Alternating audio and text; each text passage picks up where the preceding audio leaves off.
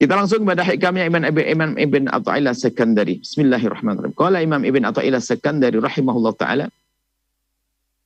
Nafa'ana Allah bihi wa bi'ulumihi wa bi'ulumikum wa bi'ulim masyaikhihi wa talamidati fid darain amin. Min alamati ittiba'il hawa, kata beliau ini. Beliau terus membawa kita. Perlahan kita akan dibawa oleh Imam Ibn Athaillah As-Sakandari mulai dari mula-mula awal kita diajak berbuat baik, akan tapi kita akan dibawa untuk pangkat, naik pangkat. Kalau berbuat baik yang benar itu bagaimana caranya? Sebab orang berbuat baik nggak menuai kebaikan di akhirat. Berbuat baik karena manusia, berbuat baik bukan karena Allah. Berbuat baik menuruti hawa nafsunya. Ada berbuat baik menuruti hawa nafsunya. Kalau pada pertemuan yang lalu, jika kita dihadapkan dengan dua pilihan berbuat baik,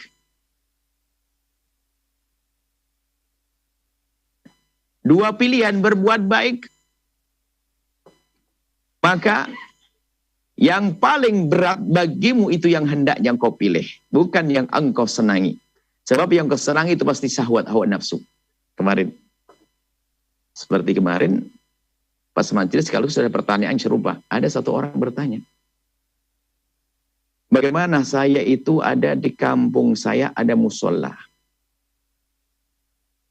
ada masjid atau musola, madrasah. Perlu bantuan. Sementara saya punya uang sangat terbatas.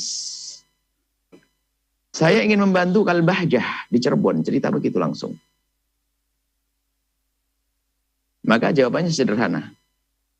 Yang paling kau senangi apa? Kau lebih senang kemana? Memberikan ke pondok Cirebon atau ke masjid yang di kampungmu?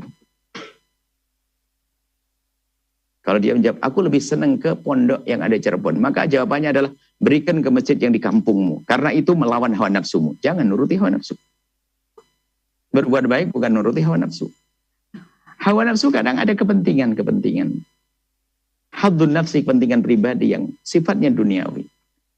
Ini kemarin Imam Ibn Athaillah As-Sakandari. Termasuk kadang beribadah.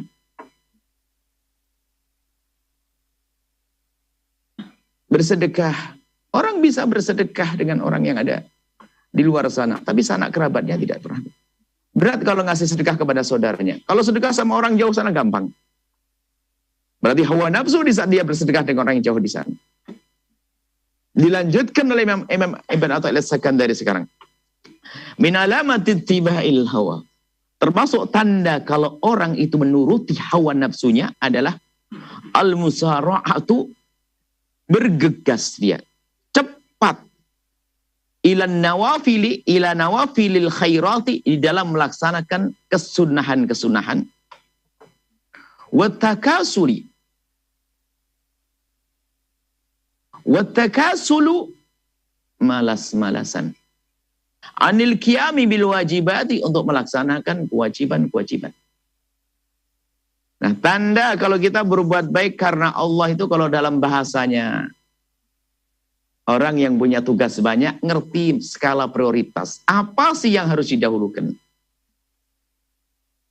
Kalau ada orang bersemangat melakukan sesuatu yang sunnah, sementara dia lebih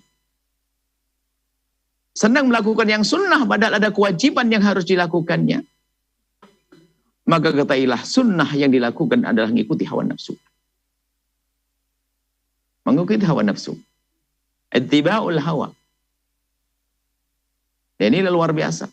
Dan memang kita hendaknya selalu harus terus-menerus mencurigai hawa nafsu kita ini, yang akan mengeluarkan kita dari berbuat tulus menjadi berbuat karena hawa nafsu.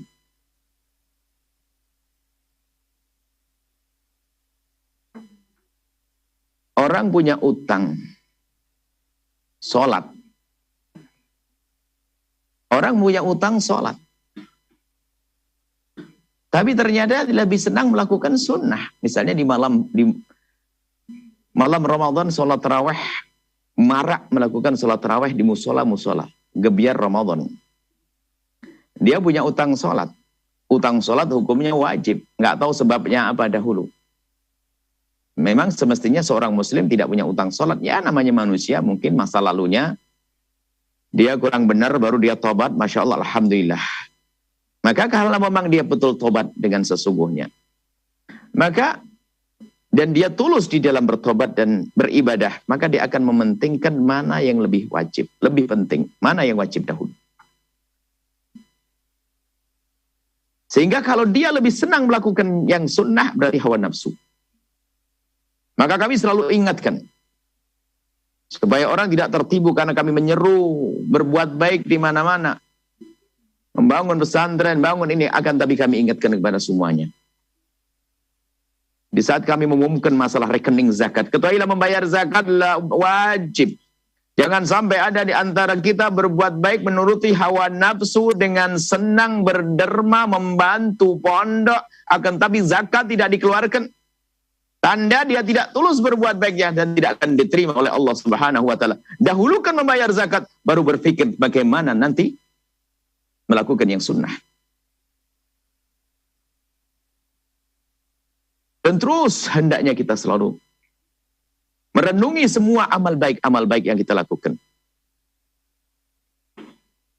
Jangan sampai kita berbuat baik menuruti hawa nafsu. Musarah fi nawafil khairati ila nawafil khairat. Melakukan kesunahan, bergegas cepat. Mungkin dia adalah orang yang bisa menebar senyum di saat berada di perusahaannya. Mungkin dia seorang pengusaha sukses. Di perusahaannya dia adalah seorang pimpinan yang sangat disanjung, dikagumi, menebar senyum. Dengan keluasan dan kelembutannya di dalam berinteraksi dengan bawahannya. Maka sungguh dia adalah orang yang tidak pernah tulus dalam berbuat baik. Atau dia tidak tulus dalam menebarkan senyum. Kalau ternyata sampai di rumah ketemu anak istrinya hanya keluar taring, wajah cemberut, wajah masam. Karena berlemah lembut dengan yang di rumah adalah lebih wajib. Wajiban istrinya, anak-anak yang ada di rumahnya. Sama ini yang mengemban tugas berdakwah. Mementingkan dakwah sementara di rumah tidak diperhatikan urusan ekonominya. Alasan berdakwah khianat juga dia. Dia tidak tulus dalam berbuat baik. Ada sebagian orang yang bercerita bahwasanya Masya Allah memang. Kami bangga dengan orang yang semangat berjuang dan berdakwah. Ke masjid-masjid, keliling, bangga. Akan tapi, di saat mendengar berita bahwasanya semangat berdakwah tapi ternyata istrinya telantar, tidak diberi nafkah, maka dia hawa nafsu. Pulang pergi ke pasar jualan itu jauh lebih bagus daripada harus berdakwah tapi tidak ngasih nafkah kepada anak istri. Kita perlu banyak contoh. Jangan-jangan itu aku yang berbuat baik itu dengan hawa nafsu kita. Kita harus buat contoh buat ibu-ibu. Tadi bapak-bapak saja yang dicontoh. Ibu-ibu, Masya Allah, kalau sudah ketemu kawannya, wah riang gembira, Masya Allah. Senang hadir pengajian sana-sini. Tapi ternyata dengan suaminya senyumnya pun jarang. Berarti di saat duduk mengadakan pengajian tidak tulus. Bukan Allah yang dicari. Kalau mencari ridho Allah, ketahuilah pengabdian kepada suami, pahalanya jauh lebih gede daripada itu semuanya.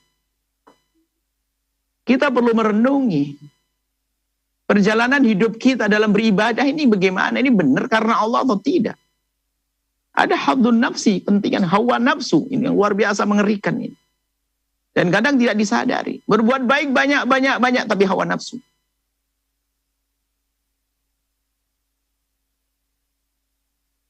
Nah, untuk menyempurnakan itu harus ada ilmu, supaya ngerti skala prioritas.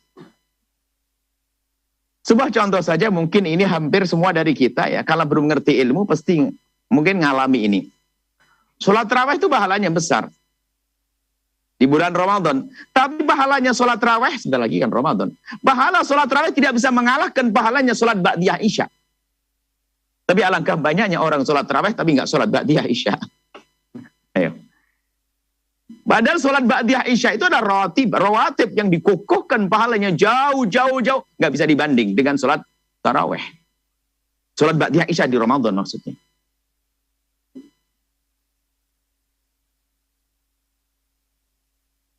Kita sering tertipu. Tapi bisa jadi di antara kita, dan itu kebanyakan orang awam, bukan karena tertipu. Akan tetapi, karena tidak mengerti. Maka belajar, mengetahui skala prioritas. Mana yang harus dilakukan dalam berbuat baik. Ini penting sekali. Kadang kita lupa. Hawa nafsu. Kami seru kepada siapapun yang ingin berbuat baik, termasuk khusus yang berbuat baik bersama kami. Tahan. Jangan buru-buru keluar uang. Akan tapi setelah dimatangkan, setelah kesadarannya itu sempurna bahwasanya aku berbuat baik ini karena Allah.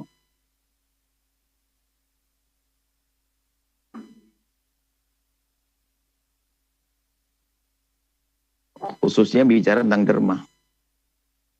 Bersedekah.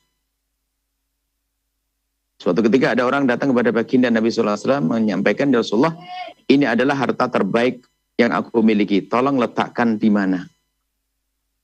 Ternyata Nabi mengatakan, mengingatkan bahasanya, gunakan sebagian hartamu ini adalah untuk bibimu dan pamanmu atau kerabatmu. Kenapa? Ada orang yang senang berbuat baik tapi dia lupa dengan sanak dan kerabatnya. Bibiknya. Dan seterusnya. Dan itu hawa nafsu. Kita terpesona dengan satu ustadz mungkin yang mungkin kita kagumi, kita cintai. Tapi kecintaan kita seperti itu tidak boleh menjadikan sebab kita berbuat baik dengan hawa nafsu.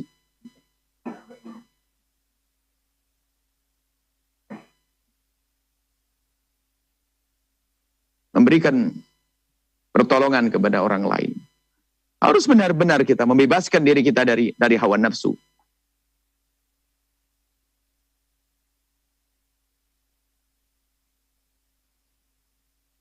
Kalau kita berbuat baik dengan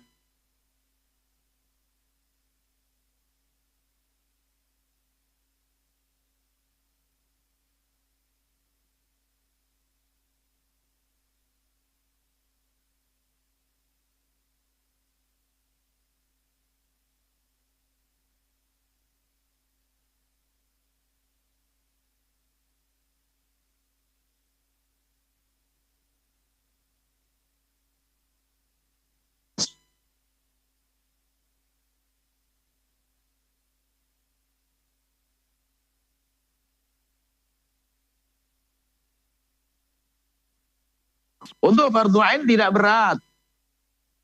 Cukup belajar wudhu yang benar, sholat yang benar, puasa yang benar, zakat yang benar kalau sudah punya kekayaan. Bukan harus belajar fikih sampai berjilid-jilid bukunya, oh bukan. Makanya akhir-akhir ini kita mencoba untuk terus mengulang-ulang fardhu ain dengan catatan-catatan kecil yang kami hadirkan. Agar jangan sampai kita berbuat baik dengan hawa nafsu. Kita senang belajar yang banyak ilmu-ilmu yang lain, tapi ternyata sesuatu yang wajib, sangat wajib, ternyata kita lupakan. Ilmu wudhu. Belajar wudhu nggak sampai 1 hari. Belajar ilmu cari duit lebih susah. Ilmu matematik lebih susah, ilmu fisika lebih susah, ilmu biologi lebih susah, ilmu lebih susah. Belajar wudhu dan sholat lebih mudah. Maka kalau kita tidak mau berusaha belajar ilmu wudhu, ilmu sholat yang sangat sederhana. Berarti jangan-jangan saya menuntut ilmu yang lain ini hawa nafsu. Dan kita perlu memang untuk melestarikan semesta. Kita perlu seorang jenderal, kita seorang dokter, kita perlu seorang insinyur, kita perlu. Tapi mereka yang melaksanakan fardhu ain. Dan dia ngerti prioritas. Paling tidak ngerti ibadah apa yang harus aku lakukan. Dan ibadah mana yang harus aku dahulukan. Makanya kami sampaikan, banyak di antara orang yang melakukan sesuatu yang sunnah, tapi meninggalkan yang wajib, bukan karena hawa nafsu tadi. Karena masih jahil, masih tidak mengerti. Belum mengerti tentang prioritas. Kalau sudah mengerti, lihat, dia rindu kepada Allah, pasti akan mendengar. Pasti akan mendahulukan mana yang wajib. Mendahulukan mana yang dikukuhkan. Contohnya banyak sekali. Tapi yang perlu adalah kita menghadirkan renungan yang banyak. Jangan-jangan saya ini loh. Golongan orang yang dengan hawa nafsu. Dengan saudara kurang peduli tapi saya bisa baik sama orang lain. Saudara ini kan disabdakan oleh baginda di Jawa Timur. Di Jawa Timur ada istilahnya orang seperti itu apa? Istilahnya muru uceng elak kelangan delek kan gitu. Orang Jawa Timur. Muru uceng kelangan delek ini. Yang tidak ngerti belajar bahasa Jawa. Jadi uceng itu ikan kecil, ikan gede yang ditinggal. Ini adalah orang yang tidak cerdas. Sudah dapat yang gede, dijaga ikan gede. Kalau ambil yang gede-gede. Makanya kenapa dikatakan martabatnya ulama lebih tinggi bukan dari apa? Dari dia kalau ngamal tuh pilih. Mana yang lebih tinggi? Maka kami langsung saja praktek. Dalam ibadah, apa ibadah sholat yang paling utama? Fardu. Kalau fardu jangan ditawar, oke lah. Setelah sholat fardu, apa martabat yang kedua yang bakalnya tinggi? Rawatib, yang ngikuti fardu. Qobliyah, ba'diyah. Satu martabat dengan qobliyah ba'diyah adalah duha. Satu martabat dengan qobliyah ba'diyah adalah witir. Duha, witir. Maka sholat 5 waktu, qobliyah ba'diyah, witir, duha. Selebihnya, seperti sholat yang kita dengar sholat tasbih. Oh, martabatnya jauh di bawahnya. Tidak bisa disamakan. Ada orang sholat tasbih, tapi tidak ba'diyah isya. Ya karena tidak ngerti ilmunya. Sholat ba'diyah isya jauh lebih gede dari sholat. Memang sholat tasbih disebutkan pahalanya adalah seperti begini. Tapi tidak bisa mengalahkan namanya sholat ba'diyah isya. Kalau berbuat baik. Maka dengan cara memahami ini. Skala prioritas, maka kita akan bisa memilih mana yang gede-gede. Kan begitu kalau orang kerjanya nyari ikan, ya cari ikan yang gede-gede dong. Kalau kerjaannya cari pahala, saya gede. Nah ini adalah dalam urusan ibadah. Kemudian sholat-sholat sunnah yang lainnya. Ya, sholat termasuk sholat tasbih yang selama ini kita dengar adalah martabat yang di bawahnya ketiga tadi. Termasuk martabat ketiga adalah sholat yang sifatnya tahunan tadi, Idul Adha, Idul Fitri, itu martabatnya adalah sama dengan sholat rawatib. Dan bandingannya nggak bisa dikira fardu dengan sunnah. Sholat fardu saja dengan ba'diyah subuh nggak bisa dikira-kira begitu jauhnya jaraknya. Sholat ba'diyah subuh duha dengan sholat mutlak jauh sekali. Sholat mutlak itu adalah sholat yang nggak pakai nama. Atau yang sama dengan sholat mutlak, misalnya tahiyatul masjid, sholat wudhu, dan seterusnya. Baik, ini masalah urusan sholat dan ibadah. Urusan sedekah, berbuat baik. Kami ingatkan ada sebagian orang yang diberi oleh Allah kekayaan yang melimpah. Ingin berbuat baik. Latah dia mengumrohkan karyawannya, Masya Allah. Hal yang baik. Semua orang kan terkagum-kagum bahwasanya Pak Haji Fulan setiap tahun mengumrohkan karyawannya 15. Sepintas adalah sebuah kebaikan. Akan tapi hendaknya kita perlu tanya kepada Pak Haji tersebut. Pak Haji, apakah sudah ditanya karyawan tadi? Di saat mau diajak umroh. Seandainya ditawarkan antara menerima uangnya atau umroh, pilih mana? Belum tentu dia milih umroh karena apa? Kontrakannya belum dibayar, utangnya belum dibayar. Bisa jadi dia umroh dengan ngenes hatinya. Berarti Pak Haji mau umroh dia hanya untuk gedekan kesombongannya. Dia kayak raja, diantarkan 15 karyawan yang mengikutinya. Hati-hati, hawa nafsu. Dia pun kelihatannya mengumrohkan orang lain. Kita perlu waspada. Kita tawarkan kepada karyawan kita. Hei karyawanku, kamu punya jatah umroh 30 juta ini. Boleh kau ambil duitnya atau beli umroh dengan saya? Bisa saja dia menangis. Ibu saya masuk rumah sakit, aku tidak bisa mengobati. Menangis. Uangmu, wahai orang kaya. Betul itu uangmu. Akan tapi ketahuilah. Ketulusan ada ukurannya. Ketulusan ada tandanya. Min alamat. Tiba ilah wa tanda ngikuti hawa nafsu. Itu tadi. Nggak ngerti skala prioritas. Mana yang lebih penting? Kemudian juga. Orang cerdas dengan uangnya. Saya punya uang 100.000 rupiah. Jika saya berikan kepada orang kaya, dapat pahala. Karena menghadiahkan kepada seorang dapat pahala. Tapi kalau kita berikan kepada orang fakir yang sakit, tentu lebih gede pahalanya. Berbuat baik banyak. Saya sudah pernah umroh, lalu saya ingin umroh lagi. Ya sah-sah saja. Umrah yang ketiga, keempat, oh sah saja. Ternyata bibi saya masuk rumah sakit, akankah saya umrah lagi? Bibiku masuk rumah sakit, gak punya biaya untuk berobat. Mana lebih bagus untuk aku lakukan? Gak bisa dipungkiri, ngobati bibinya jauh lebih bagus daripada harus umrah. Ukurannya hawa nafsu ini. Saya punya uang. Nah, termasuk diantaranya tanda orang cerdas, berbuat baik itu apa? Yang panjang kisahnya. Berbuat baik yang panjang kisahnya. Apa berbuat baik yang panjang kisahnya? Yang pernah diajarkan baginda Nabi SAW. Jadikan harta itu yang pahalanya terus mengalir. Saya ibadah umrah bagus, tapi umrah adalah qasirah. Seni ibadah qasirah, ibadah yang pahalanya terbatas sampai di situ. Dan hebat. Tanda kerinduan kepada Allah, Rasulnya, ya. Tapi ada ibadah yang muta'addiyah. Bagaimana ibadah muta'addiyah? Pahalanya yang terus berkembang dan berkembang dan berkembang.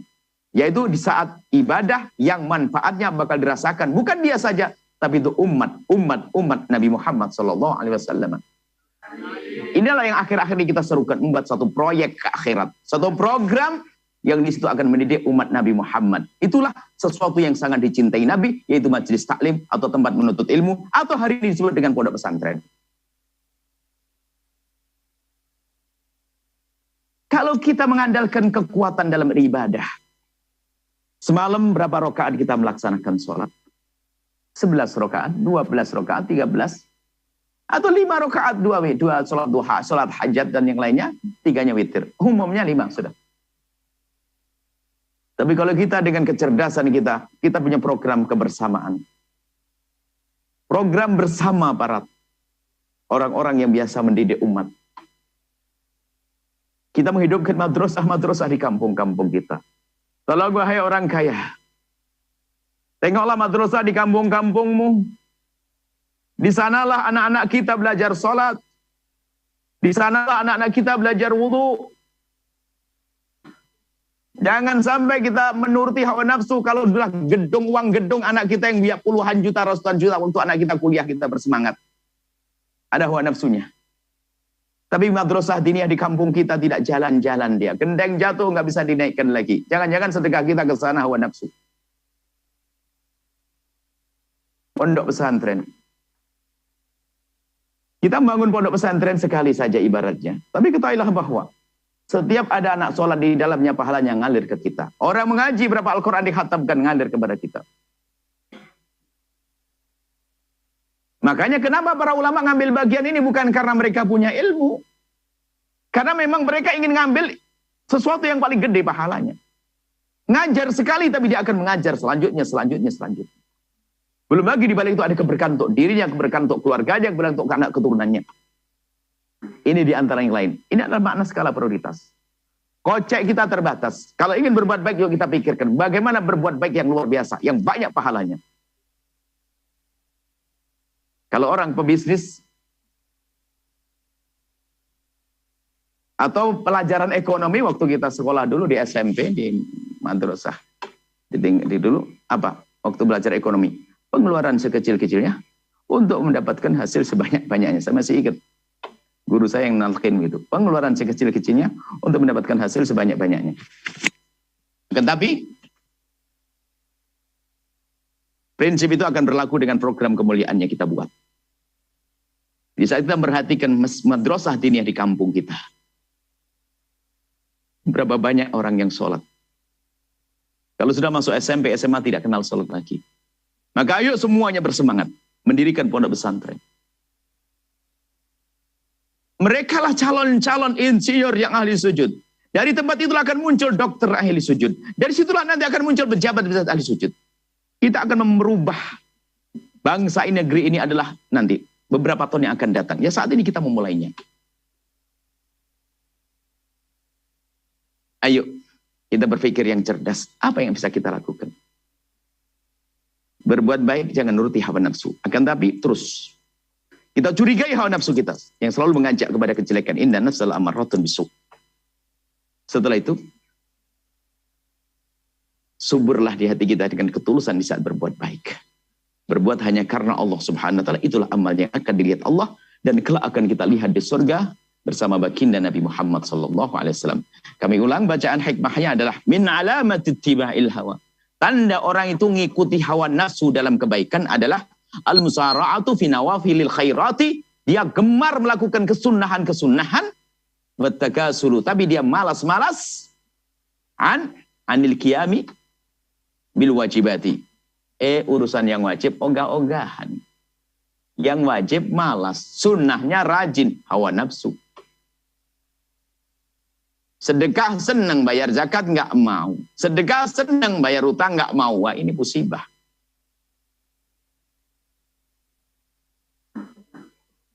Kami ingatkan masalah utang, mumpung tidak lupa. Sedekah banyak masih punya utang, nggak diterima oleh Allah. Nah, utang ada dua, mohon maaf ini, supaya tidak salah. Utang jatuh tempo. Kalau utang jatuh tempo karena tetangga kita terus harus bayar, nah kok kita sedekah nggak diterima dia. Ada utang yang belum jatuh tempo. Kalau utangnya belum jatuh tempo, misalnya, utang saya kan boleh saya bayar bulan depan. Masih punya utang. Tapi saya ingin sedekah hari ini, sah-sah saja itu. Tapi kalau utang harus dibayar, tentunya dia lebih baik, lebih banyak bersedekah, hawa nafsu. Karena membayar hutang pahalanya jauh lebih gede daripada sedekah tersebut. Jauh-jauh kan bayar utang, hukumnya wajib. Semoga Allah berikan pada kita cerdasan dalam beramal. Allah berikan pada kita ketulusan dalam beramal. Dan semoga Allah mengumpulkan kita dengan ahli surga. Siapapun kita. Anak-anak kita, keluarga kita. Dipilih untuk menjadi orang yang paling mulia. Mulia. Di saat mereka menjadi ulama mulia. Di saat menjadi pengusaha mulia. Di saat menjadi pakar-pakar mulia. Inna atqakum indallahi atqakum. Inna akramakum indallahi atqakum. Yang paling mulia di hadapan Allah adalah yang punya ketakwaan. Bukan gelar, bukan imamah, gelar jubah, bukan. Tapi apa yang ada di hati kita, kerinduan kepada Allah kayak tadi. Kerinduan kepada Allah ditandai tadi ngerti prioritas dan beramal. Kerinduan kepada Allah, ketawaduan, ketulusan, keikhlasan, itulah yang menjadikan seorang berjaya dan mulia di hadapan Allah. Bukan imamah ini, bukan. Ini imamah ini hanya karena sebagai ustadz harus pakai imamah. Bukan harus, maksudnya pakai ini karena kita pakai gelar ustadz. Surga bukan hanya untuk ustadz, jangan ini, Bu. Bukan jaminan ustadz masuk surga. Ada ulama masuk neraka kan. Kalau jadi pejabat pakai dasi, ya itu ada memang bajunya begitu. Kalau saya ke sawah harus pakai baju biasa. Nanti kalau baju bersih kotor dong. Ini baju di dunia, jangan dianggap ini baju surga, bukan begitu. Supaya nggak ada kesombongan orang pakai baju. Nggak. Petani ahli surga ada, pedagang ahli surga ada, semuanya. Yang menjadikan mulia adalah hati yang dekat kepada Allah, hati yang rindu kepada kemuliaan. Siapapun kita. Tukang sapu yang rindu kepada Allah. Hatinya kenal Allah dan Rasulnya, dia akan mulia. Gelar tukang sapu hanya di dunia saja. Kita ingin punya gelar kemuliaan nanti di akhirat. Ini masalah tugas saja. Di dunia ini hanya peran saja, sesat. Berapa puluh tahun setelah itu berakhir. Peran sesungguhnya nanti. Di surga atau di neraka. Semoga ini semua adalah ahli surga Allah Subhanahu wa Ta'ala. Dengan profesi apapun. Dengan kegiatan apapun menjadi perindu Allah, pecinta baginda Nabi yang mulia di dunia dan kelak mulia di akhirat. Uhibbukum fillah. Wallahu a'lam bissawab.